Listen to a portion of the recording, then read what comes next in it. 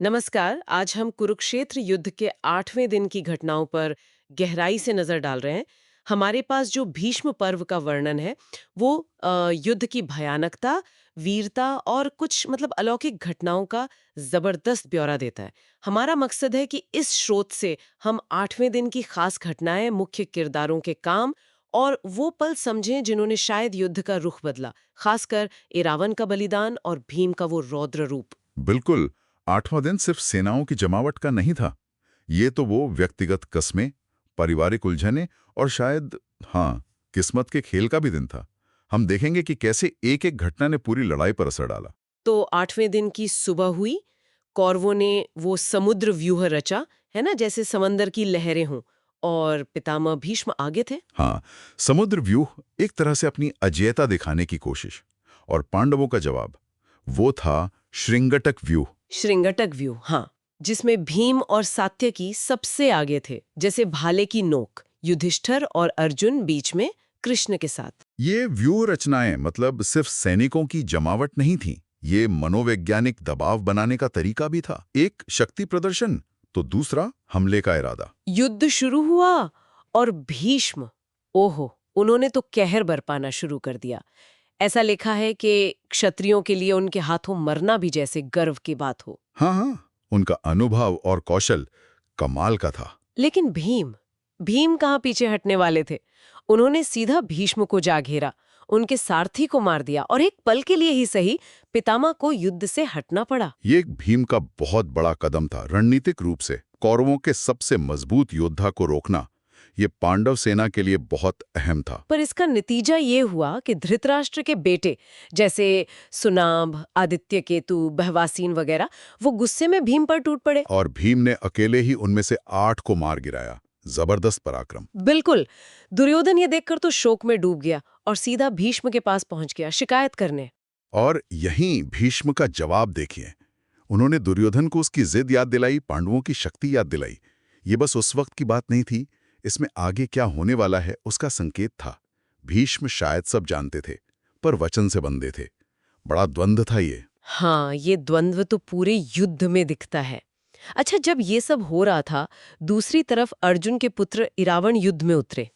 उनके घोड़े भी मायावी थे। हाँ, इरावन, नागकन्या उलूपी और अर्जुन के पुत्र। उन्होंने आते ही शकुनी के भाइयों को हराया। तो दुर्योधन ने राक्षस अलम्बुश को भेजा उनसे लड़ने। और फिर शुरू हुआ मायावी युद्ध, मतलब भ्रम और शक्तियों का खेल। इरावन की मदद के लिए नाग आए। लेकिन अलम्बुश ने गरुड़ का रूप धर लिया और नागों को निगल गया, और इसी कंफ्यूजन में उसने इरावन का सर काट दिया। इरावन का बलिदान पांडवों के लिए एक भारी क्षति थी। और ये दिखाता है कि युद्ध में अब ये अलौकिक शक्तियां कितनी अहम हो गई थी। मामला सिर्फ इंसानी लड़ाई का नहीं रहा था। इरावन की मौत से घटोत्कच, जो भीम के पुत्र थे, वो गुस्से से भर गए। ओ, और फिर घटोत्कच ने जो तबाही मचाई, अपनी राक्षसी माया से कौरव सेना में ऐसी भगदड़ मचाई कि दुर्योधन, द्रोण जैसे महारथी भी पीछे हटने लगे। हाँ, उसका वो रूप तो भयानक था। घटोत्कच का ये दखल दिखाता है कि अब युद्ध सिर्फ इंसानों का नहीं था, अलौकिक शक्तियां भी निर्णायक भूमिका निभा रही थीं। अपनी सेना को ऐसे बिखरते देखकर दुर्योधन फिर हताश होकर भीष्म के पास गया। फिर से वही विनती, पांडवों को मारिए। और इस बार भीष्म ने एक कड़ी प्रतिज्ञा ली। कहा कि अगले दिन वो इतना भयंकर युद्ध करेंगे, 5 विशेष बाणों से पांडवों का अंत कर देंगे, अगर अगर कृष्ण ने हस्तक्षेप नहीं किया। वो 5 बाण, और दुर्योधन ने वो बाण अपने पास रख लिए सुरक्षित। हाँ, पर यही कृष्ण की लीला देखिए, उनकी दूरदर्शिता। उन्होंने क्या किया? उन्होंने अर्जुन को भेजा, दुर्योधन को एक पुराने उपकार की याद दिलाई, और बड़ी चतुराई से वो 5 बाण वापस मंगवा लिए। अच्छा, दुर्योधन ने दे दिए? हाँ, उपकार के बदले मांगने पर वो मना नहीं कर पाया। और जब भीष्म को ये पता चला तो उनका संकल्प और पक्का हो गया। अब वो कृष्ण को शस्त्र उठाने पर मजबूर करके ही रहेंगे। ये उनके अपने अंदर का संघर्ष भी दिखाता है, कर्तव्य और पांडवों के लिए स्नेह। बिल्कुल। दिन का अंत बहुत मारकाट के साथ हुआ। दोनों तरफ भारी नुकसान हुआ। सूरज ढलने पर सेनाएं अपने अपने शिविरों में लौट गईं, थकी हुई, हारी हुई।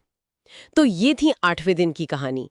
भयंकर विनाश, इरावन जैसे वीरों का बलिदान, भीम का वो रौद्र रूप, और एक ऐसा मोड़ जहां कृष्ण ने पीछे रहकर भी पांडवों की रक्षा की। बिल्कुल। और भीष्म की वो प्रतिज्ञा, उसने 9वें दिन के लिए मंच तैयार कर दिया है। अब किस्मत और व्यक्तिगत इच्छा शक्ति का टकराव और गहरा होने वाला है। भीष्म अब कृष्ण को युद्ध में खींचने के लिए पूरी तरह तैयार हैं। यहाँ सोचने वाली बात ये रह जाती है, क्या भीष्म, इरावन या घटोत्कच जैसे महान योद्धा और ये दैवीय शक्तियां सब बस नियति के हाथों की कठपुतलियां थीं?